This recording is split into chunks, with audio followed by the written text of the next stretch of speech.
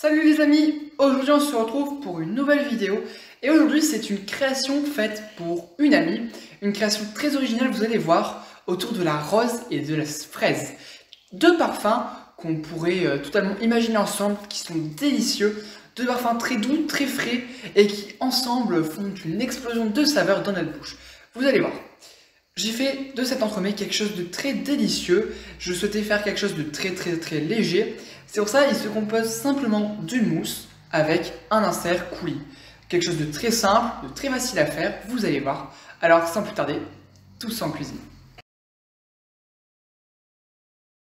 Dans une casserole, on peut bien mettre les fraises et les porter sur le feu à feu moyen fort jusqu'à avoir une belle compotée. On rajoutera alors à ce moment-là le sucre et on va mélanger jusqu'à ce qu'il soit complètement dissous dans la préparation.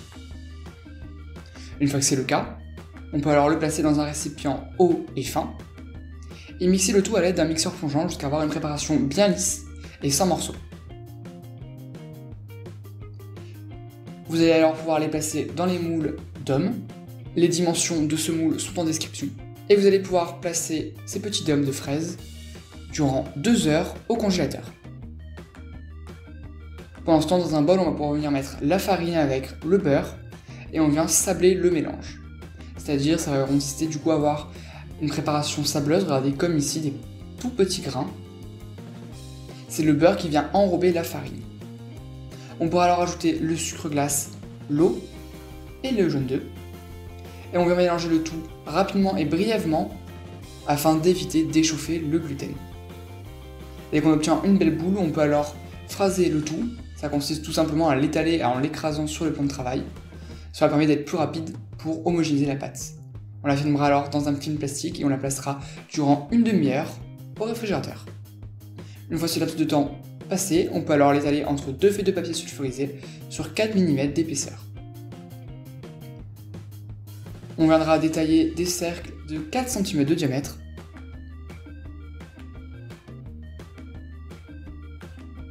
que l'on recouvrira d'une feuille de papier sulfurisé puis de pois chiches afin d'éviter qu'ils gonflent. On pourra les faire cuire durant 15 minutes à 180 degrés avant de retirer la feuille supérieure de papier sulfurisé et les pois chiches et de continuer de cuire durant 10 minutes, toujours à 180 degrés. Ils seront alors bien dorés. Pendant ce temps, dans un bol, on va pouvoir mettre le jaune d'œuf avec le sucre et on vient mélanger le tout afin d'éviter que le sucre brûle le jaune d'œuf. Pendant ce temps, dans une casserole, on va pouvoir mettre le lait et la crème fraîche et on porte le tout à ébullition. On n'oublie pas l'eau de rose.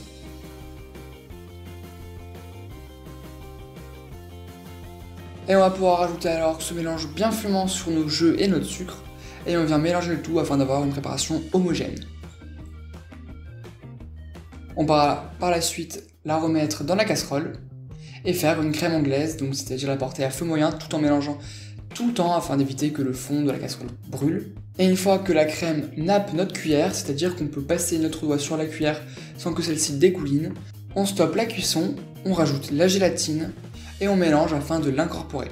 On va alors la laisser refroidir, il faut qu'elle soit bien froide aux alentours de 25-30 degrés.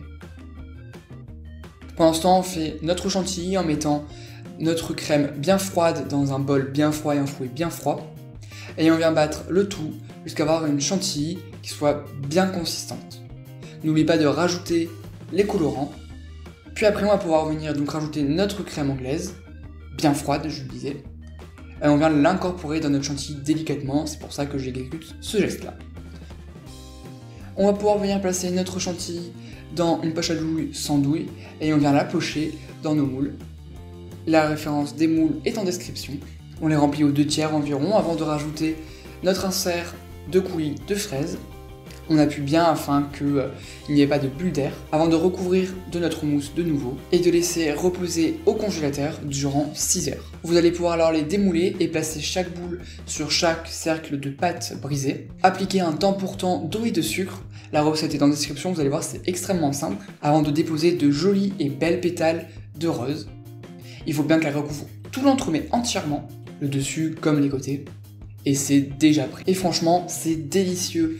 Un entremets qui est vraiment très aérien du fait que la mousse compose majoritairement cet entremets, et les goûts et saveurs sont vraiment délicieuses. C'est la saveur de rose qui apporte vraiment de la délicatesse en bouche, et la fraise qui vient apporter de la puissance à notre entremets, quelque chose de délicieux. En plus donc ce côté liquide de notre insert à la fraise vient vraiment apporter quelque chose de rafraîchissant, quelque chose qui vient vraiment plaire à notre palais. Et enfin pour finir, un délicieux biscuit qui va apporter vraiment de la matière, du croquant, ce qui va vraiment nous faire régaler. De plus la forme, le visuel que je trouve absolument original, composé de fleurs de pétales que vous pouvez manger. Moi je ne le reconseille pas trop parce qu'il y a vraiment assez beaucoup de pétales, mais franchement cela reste magnifique tant gustativement que visuellement.